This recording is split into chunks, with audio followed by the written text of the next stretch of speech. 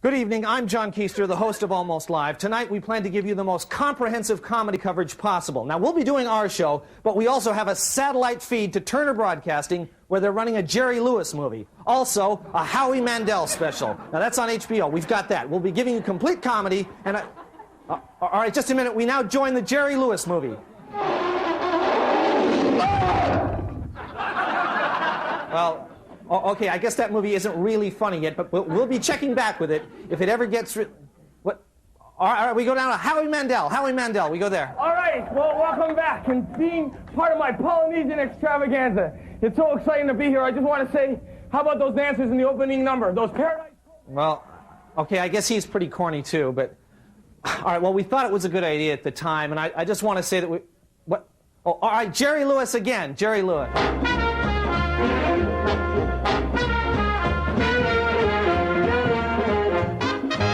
Oh, that's enough. Let's just do Almost Live. Who's like, what are we doing? Who's like here? Come on, do the show.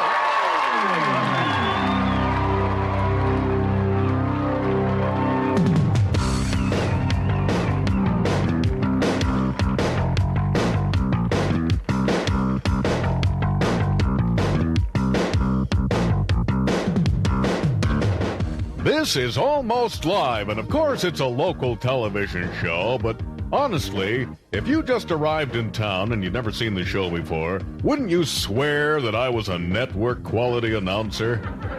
Yep, I get that all the time. Well, let me tell you, baby, that's where the network quality ends, because here he is. Dun, dun, dun, dun, dun, dun, dun, dun, dun.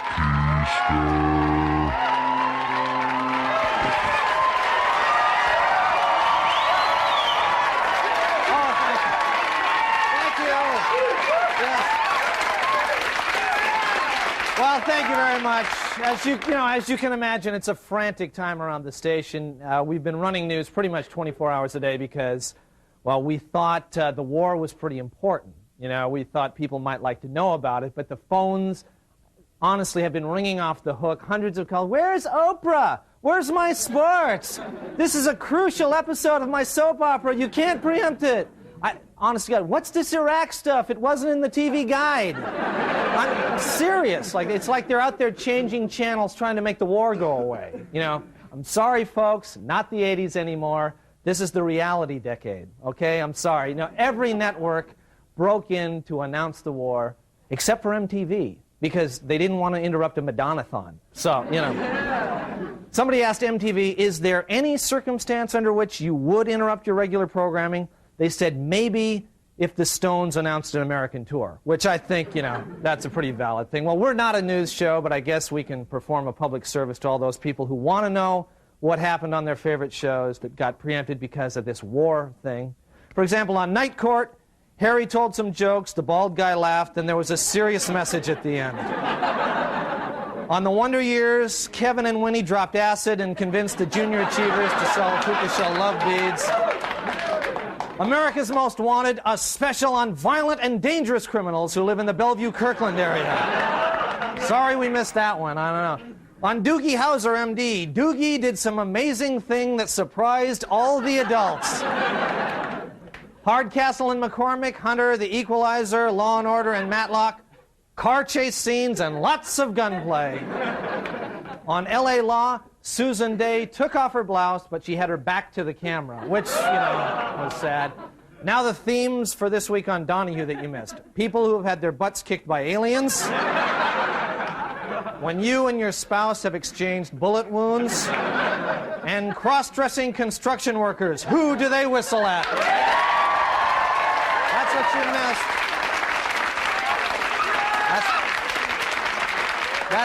That's what happened on your favorite shows, you know, but plus, as an added public service, you know, we're really happy to give you a preview of a new show that's coming to King. It's got good old-fashioned kind of entertainment with a modern twist that we think you'll like. Take a look. Ward. Oh, hello, dear. I think you were a little hard on the Beaver. Well, now, dear, I wasn't trying to be hard on him. I was just trying to be firm with the boy. If I've told him once, I've told him 1,000 times, don't read the newspaper until I've had a chance to look at it. Beaver Cleaverhands, starring Hugh Beaumont, Barbara Billingsley, Tony Dow, and Jerry Mathers as Beaver Cleaverhands. Catch it, Beaver! Catch! Catch it! Catch! Catch it!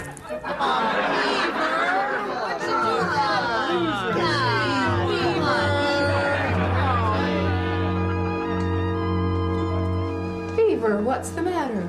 Aw, gee, Mom, the guys won't play with me anymore. Well, you shouldn't have chopped off Lumpy's hand. I was just going after the ball. I understand. How about some milk and cookies? Oh, that'd be swell. Okay, help me chop some carrots first. Okay. Hi there, Beaver. Dad, can I get a dog? Well, now, Beaver, you know you've had 5 dogs already in the last month. Well, Dad, I just keep forgetting not to pet them. I understand. But I'll remember this time, Dad. Can I get another dog, please? Can I get another dog? Okay. You can have another dog. Oh, thanks, Dad. You're the bestest dad in the whole world. No, Beaver! Ah!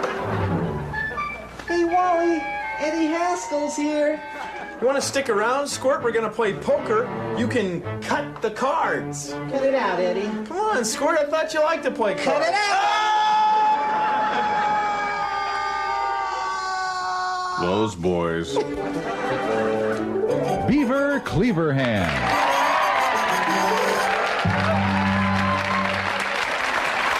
All right, stay with us. We've got a great show, and we'll be right back.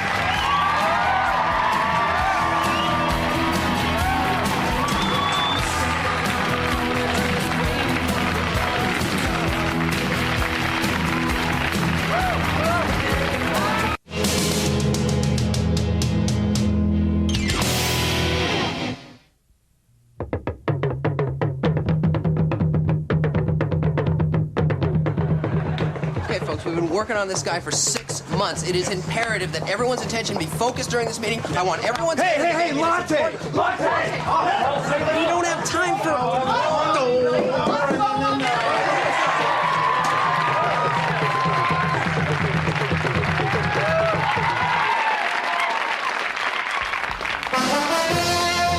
Almost Live Training Films presents A Day at the Office, Part 1, Morning.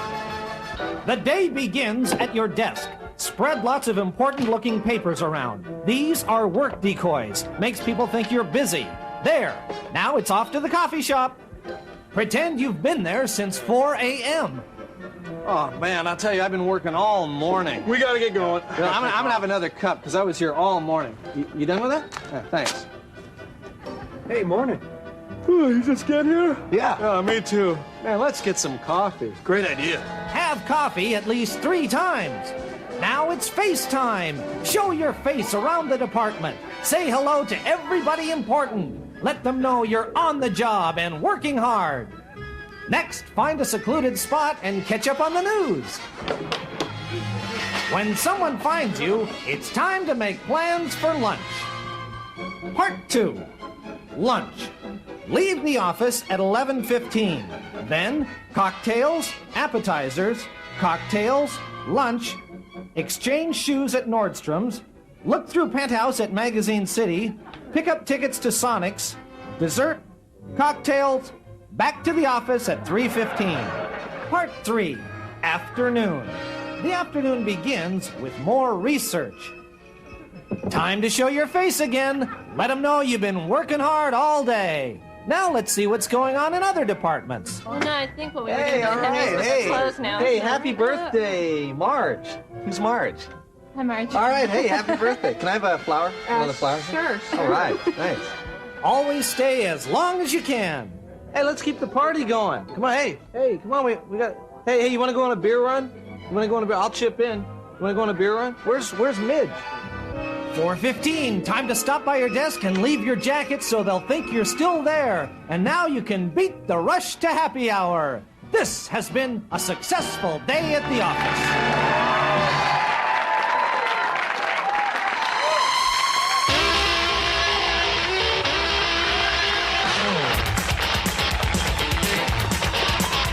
Good evening and welcome welcome to the John Report. I'm John. Here's my report. The FBI may be called in to see why alarms have been disconnected at Hanford. Hanford workers say it's because the constant ringing made it almost impossible to hear the lunch horn. In a related story, the Department of Energy wants to slow down waste disposal at Hanford. They're afraid that the waste tanks may blow up. Hanford officials said that the danger is not that great, but they did admit that they keep their car engines running at all times. There's a new book out titled 12 Reasons Why Not to Move to Seattle. It's by the same author of the best-selling 786 Reasons to Stay the Hell Out of Kent. Only 25% of 70 luxury boxes have been sold for the new Sonics Arena. To help boost sales, officials are considering changing the name to the Kim Basinger Dances Topless Every Night Arena. The Navy has dropped plans to use dolphins to guard submarines at Bangor. The Navy blamed the dolphins for the failure of the project, citing their bad attitudes and continuous complaints of what a stupid idea it was. A Grays Harbor family won $42,000 on the Family Feud game show. They won by getting all the answers to the question, name something Hicks do for fun.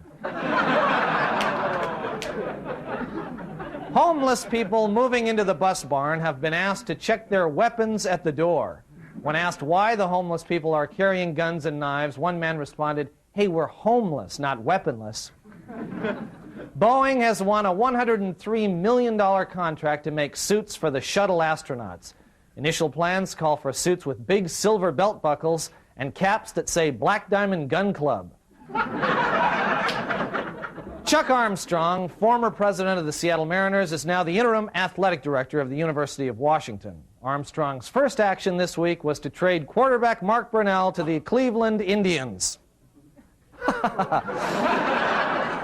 Blockbuster Video has decided that it will not carry NC-17 movies. A company spokesman said they didn't want to rearrange their stores to make room for a section titled Boring Art Films with Nudity. Seattle is going to adopt design standards requiring that buildings fit in with their surroundings. For example, all law firms on First Avenue will soon have signs saying, "Girls, girls, girls." Finally, Washington State may ban disposable diapers. Babies from all over the state have been lobbying the legislators by phone. Their slogan is, "Wah, wah, wah!" Thank you, and good night.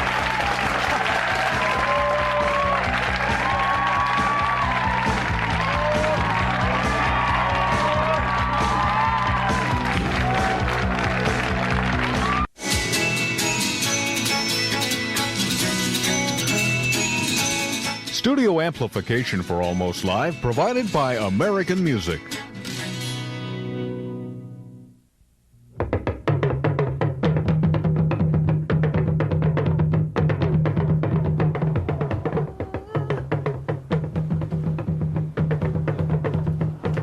I'm a monkey! I'm a monkey!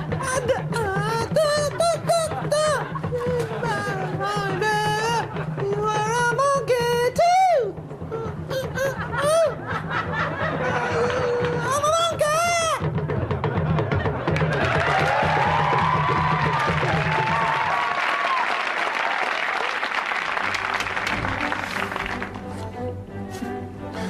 Who was the title character in The Merchant of Venice? I don't know. Antonio. Do you find regular Trivial Pursuit way too hard? Then try the new WSU version. You'll have hours of fun with categories in beer, sex, cars, sex in cars after beer, and Idaho. A woman who will go to bed with you after one beer is called a Gamify. Correct! Yeah! A guy who can drink 6 pitchers of beer without passing out is a designated driver. What's the best serving temperature for beer? Doesn't matter. That's right. Finally, a game with questions you can answer. Which is worse to barf up? Popcorn, pizza, or Doritos? Trivial Pursuit, from Wazoo to you.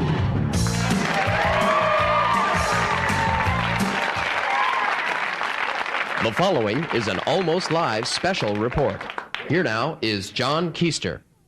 Good evening. The situation in the Gulf has weighed heavily on all our minds during the past few days, and information is flowing so fast that at times it's difficult to keep up. With this in mind, look, Steve, I'm gonna need more room here. Can we get rid of these logos here? Thank you. God, those are driving me crazy. Anyway, here with an update is our correspondent in Baghdad, Bill Nye. Bill? Hi, John. Bill, you sound remarkably clear. Well, I'm feeling good, John. No, I mean the connection. It sounds remarkably clear. Oh, I think it's Sprint. You know, they have fiber optics. Yeah, I see. Hey, can I just take a second here to explain how fiber optics work? I mean, it's really cool. You know, Bill, I'd really rather that you didn't do that now. Can you tell us what it's like where you are? Well, it's a lot like Los Angeles. In what way? Well, it's hot and muggy. It's nighttime here, of course. Mm-hmm. There are quite a few people out, though, especially down at the Hard Rock Cafe, and the city itself is spread out geographically. Excuse me, Bill, did you say the Hard Rock Cafe? Yes, John, there are a lot of people there. You know, Bill, I wasn't aware that Baghdad had a Hard Rock Cafe. Oh, well, technically I'm not in Baghdad proper. Bill, where are you? I'm in West Hollywood. What are you doing in West Hollywood? Bill, what the hell are you doing in West Hollywood? You're supposed to be in the Middle East. Yeah, I know, but the flights were really expensive, and they hassled me about my fake press pass, so I decided I'd just stay here. Well, Bill, you've got a job to do. Oh, right. Listen, pal, I don't see you clamoring to be sent over there. No, you'd rather sit in your warm and cozy little TV studio back at King with that red-headed intern, what's her name, getting her to do just about damn near anything you want her to. Have you told your wife about her yet, John? Have you? Bill, let's just drop it, okay? Can you tell me anything from down there? Yeah, okay. Oh, hey, look who's here. It's Ross. He says he can get me tickets to the match game. You want to say hi to him? No, I don't want to say hi to Ross. He says he doesn't want to say hi to you. No, I mean, I don't want to say hi to him now. I'll see. Bill, do you have anything to report? Absolutely. First, can we get the map up? All right. Steve, can we get the map up? What is that, Bill? What the hell is that? It's a map to that party at Tracy's house on Friday. I spilled some stuff on my copy. Hey, is that a left or a right off of Lake City Way? Looks like a right. Oh, okay. Got it. Thanks. Bill, I was really hoping for a more relevant report from you on the situation in the Gulf, Well, sorry. Hey, why don't you go to Ed Wyatt? He's at the Gulf. Oh, yeah, okay, all right. That's a good idea. All right. Here now, finally, with a report from the Gulf, is almost live correspondent Ed Wyatt. Now, Ed, before we even get started here, let me ask you, are you in fact at the Gulf? Well, yes and no. Ed, what do you mean, Ed? Well, I'm at a Gulf. Ed, where are you? I'm in Mazatlan. Ed! Hey, it's not my fault. The travel agent screwed up. Ever since we switched agencies, the whole thing's just Ed, excuse me, what you're telling me is that you also have nothing to report. Is that what you're telling me? Well, I did meet a hot babe at the pool. Well, that's not what I mean. She says she knows you. Thank you, Ed, thank you. All right, I'm getting word now that Bill Nye is back on the line. Why, I can't imagine, but let's go to Bill Nye in West Hollywood. Bill? John? Can you hear me? Yes, I can hear you, Bill. Listen, John, I've been thinking about it. I'm sorry about what I said, about you and the redhead. That's all right, Bill, that's all right. I hope I didn't get you in any trouble. It's fine, Bill. I mean, at home. I know that you and your wife have been having some problems lately, and I don't want to make things more difficult. I was just mad. Bill, I thought you had an update to report. No, I just wanted to get that off my chest. Well, I appreciate that, Bill. Well, at this time, I think I have no choice but to apologize to our viewers for our lack of significant coverage, but fortunately, we do have with us an expert on the Middle East from the University of Washington. This is Doc. No. I'm not from the University of Washington. I'm actually from Bellevue Community College. But you are an expert on the Middle East, though. Who's the redhead? No, never mind, okay, but you are an expert on the Middle East. Oh, nope. I don't know a thing about the Middle East. I'm an expert on the East Side. What? The East Side. Bellevue, Factoria, Kirkland. I know all about that kind of stuff. Go away. We'll be back with our regular programming right after this. Don't want to hear about the mall? Go away.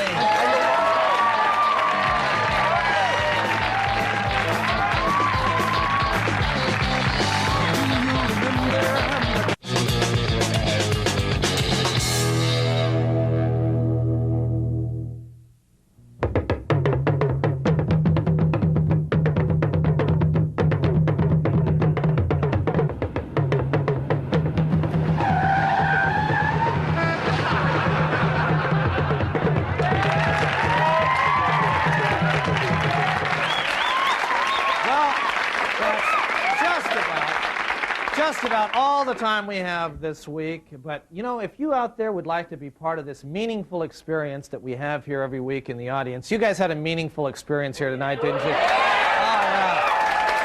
Call this number for tickets, and we'll see you next week. Bye-bye. Bye-bye. Promotional consideration for Almost Live provided by Pizzeria Pagliacci, featuring traditional and gourmet pizza by the slice. Pizzeria Pagliacci, rated Seattle's best pizza.